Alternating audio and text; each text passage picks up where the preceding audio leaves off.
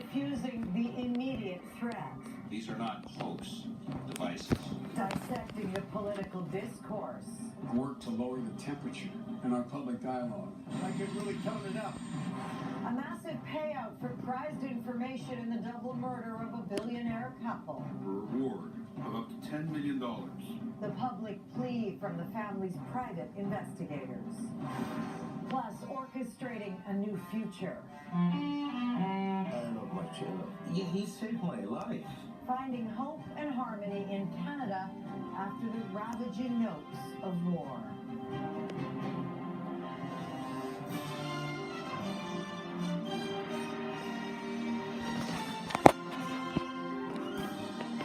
CTV National News with Lisa Laflamme. Good evening. On the same day, police in the U.S. discovered 4 more pipe bombs. They also found the man they say sent them. The slow-moving terror attack delivered by mail shifted gears fast today in the form of a van plastered with the president's face. Cesar Sayoc of South Florida is charged with 5 federal crimes in connection with the packages. At least 14 homemade IEDs were sent to high-ranking opponents of Donald Trump. Sayoc was a vocal supporter. He wallpapered his social media posts with pictures of himself at Trump rallies where the poisonous rhetoric is rank. The president has no intention of altering his tone. I think I've been toned down. You want to know the truth? I could really tone it up. Because, as you know, the media has been extremely unfair to me. Our coverage begins with CTV's Richard Madden in Washington. This is the man accused of being a serial mail bomber. 56-year-old Cesar Sayoc is now in custody, hours after the FBI swooped around his van in a Miami suburb. We will not tolerate such lawlessness. And we do not want to allow it. Sayoc is accused of mailing more than a dozen pipe bombs across the country, targeting prominent critics of Donald Trump. Investigators say he was obsessed with the president. He worked at a Florida strip club, and the van he'd been living in was plastered with stickers praising Trump, but criticizing CNN, and had images of crosshairs over the faces of Hillary Clinton and Barack Obama. Authorities say their big break came when Sayoc's fingerprints matched a package sent to Democrat Congresswoman Maxine Waters. And all packages shared similar characteristics. 6 U.S. flag stamps on a padded manila envelope that contained a plastic pipe filled with explosive powder that detonated when exposed to heat or friction. Though we're still analyzing the devices in our laboratory, these are not hoax devices. At the White House, President Trump, reading off prepared script, urged unity. These terrorizing acts are despicable and have no place in our country. But when asked later if his divisive rhetoric is to blame, he sloughed it off. There's no blame. There's no anything. No, I don't think so. I think that we're running a great campaign. Trump's comments followed the discovery of 4 more packages mailed to Democrat Senators Cory Booker and Kamala Harris, both considering presidential runs. Billionaire philanthropist Tom Steyer, who's campaigning for Trump's impeachment, and former Obama National Intelligence Director James Clapper, who's a CNN commentator. This is definitely domestic terrorism, no question about it in my mind. Now, the FBI says Sayoc was tracked down quickly because he has a lengthy police record and was already in the database. And while authorities won't discuss motive, if convicted, Sayoc faces up to 6 decades in prison. Lisa. All right, interesting. Richard Madden in Washington. Sayoc was, as Richard said, well known to police. And along with his fingerprint, the FBI says there was no shortage of other clues.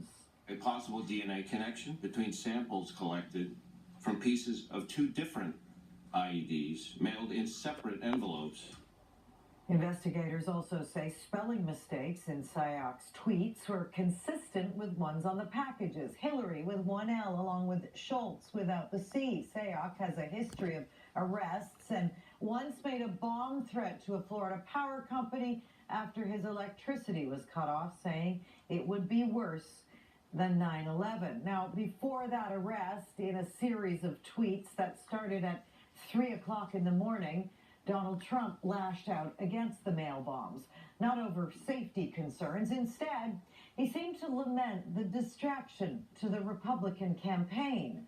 One post read, "Now this bomb stuff happens and the momentum greatly slows. Very unfortunate what's going on."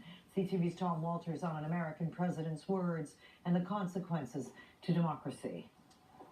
While refusing to take any blame for the bitter and angry state of American politics, President Trump was assigning blame tonight. The media's constant unfair coverage, deep hostility, and negative attacks, you know that, only serve to drive people apart. But at a rally early last year, Cesar Sayoc made it clear he's not being guided by the media Trump hates.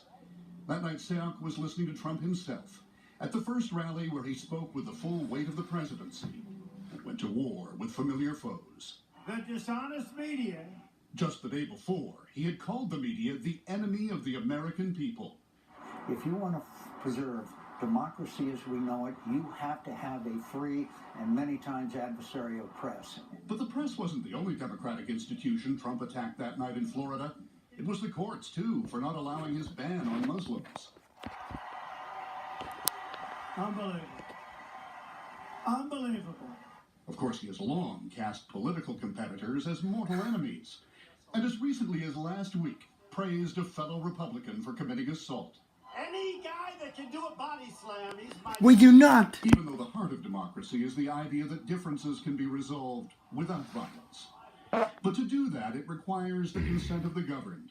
And Trump's own Attorney General reminded us today that relies on public trust in democratic institutions. That respect for law and process that allows our people to accept legislation, elections, court rulings with which they do not agree.